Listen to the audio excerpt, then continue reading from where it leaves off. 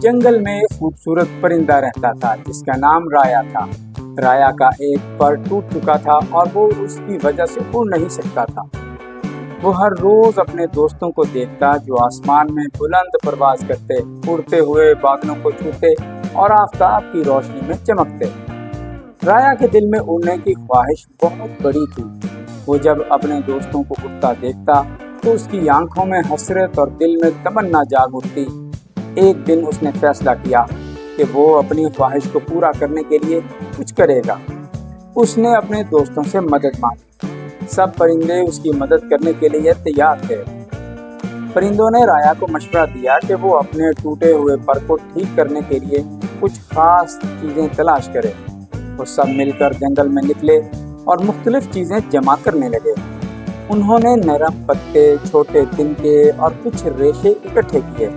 جب وہ سب چیزیں جمع کر کے واپس آئے تو رایا کے دوستوں نے مل کر اس کا ٹوٹا ہوا پر دوبارہ بنانے کی کوشش کی۔ دن رات کی محنت کے بعد آخرکار رایا کا پر مکمل ہو گیا۔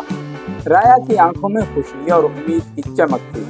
ایک دن جب ہوا میں تر و تازگی تھی، رایا نے اپنے نئے پر کی مدد سے اڑنے کی کوشش کی۔ اس نے اپنی چھوٹی سی جگہ سے چھلانگ لگائی اور ایک لمحے کے لیے اپنے دوستوں کی طرح آسمان کی طرف بڑھا۔ اس کا دل دھڑک رہا تھا لیکن اس نے ہمت نہیں ہاری۔ پہلی بار رایا نے اڑان بھری۔ اگرچہ وہ زیادہ اونچا نہیں جا سکا مگر وہ بہت خوش تھا۔ اس نے اڑنے کی کوشش کی۔ اس نے اپنے دوستوں کو اپنی کامیابی کا بتایا اور سب نے مل کر خوشی منائی۔ رایا جانتا تھا کہ اڑنا ایک سفر ہے اور وہ اس سفر کو جاری رکھے گا۔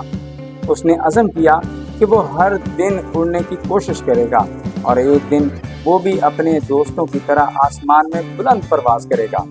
یہ کہانی ہمیں سکھاتی ہے کہ مشکلات کے باوجود ہمت نہیں ہارنی چاہیے، اپنی خواہشات کے پیچھے دوڑتے رہنا چاہیے۔ رایا کی طرح ہمیں بھی اپنے خوابوں کی تکمیل کے لیے کوشش کرنی چاہیے، کیونکہ کبھی کبھی ٹوٹے پر بھی ہمیں اڑنے کی قوت دے سکتے ہیں۔